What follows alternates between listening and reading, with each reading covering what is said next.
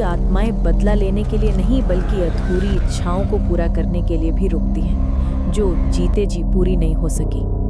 ऐसी ही कहानी है चित्रा की, एक भटकती चुड़ैल जो सिर्फ गांव की कहानियों में सुनने को मिलती थी।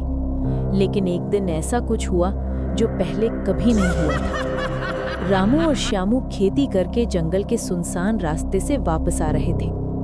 गांव में इतना सन्नाटा था कि क्या दोपहर और क्या शाम, दोनों खाना खाने के लिए अपने घर की ओर बढ़ रहे थे। रामू को लगा कि कोई उनका पीछा कर रहा है, लेकिन श्यामू बस चलते जा रहा था। अचानक उनके पीछे दिखी एक चुड़ैल, जो अक्सर घरों के खपड़ैल पर ही दिखती थी। श्यामू ने कहा, भाग रामू भाग, चुड़ैल पीछे पड़ी है, रुकने की गलती मत करना।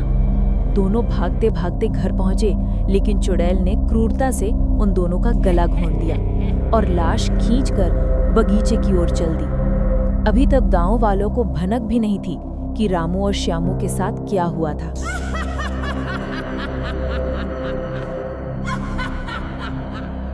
शाम हो चली थी। सावित्री अपनी सहेली जया के साथ अपने घर के बाहर बैठी थी।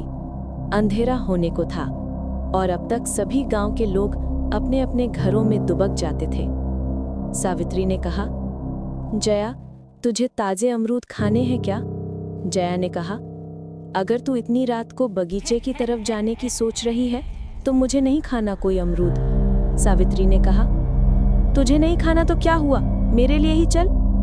दोनों सहेलियां बगीचे की ओर जाने लगी। अचानक सावित्री को लगा कि उसके पीछे पीछे कोई चल रहा है। वो डर गई और उसने कहा, जया तो सही कह रही थी, बगीचा इस वक्त सुरक्षित नहीं, चल चल वापस चलते हैं। वो दोनों भागते भागते घर के पास पहुंची। बाउंड्री में कदम रखते ही सावित्री की नजरें झोपड़ी की छत पर टिक गई। जया ने कहा, तू रुक क्यों गई, क्या हुआ तुझे? सावित्री ने कांपती आवाज में बोला, खपड़ेल पर चुड़ैल बैठी है, उसकी आंख चमक रही है जया, अब हम दोनों नहीं बचेंगे। जया ने खपड़ेल पर देखा और थर थर कांपने लगी। चुड़ैल आगे बढ़ने लगी थी।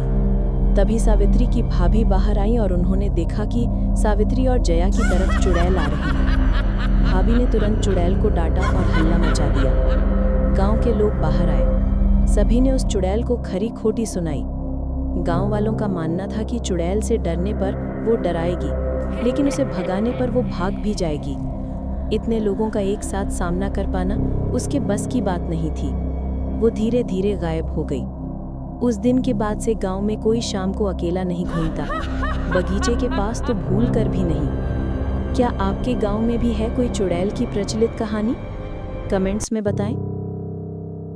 कैसे बनी चित्रा इस गांव की चुड़ैल और उसने रामू शामू को क्यों मारा? क्या चित्रा दोबारा वापस आएगी? जानिए अगले पार्ट में।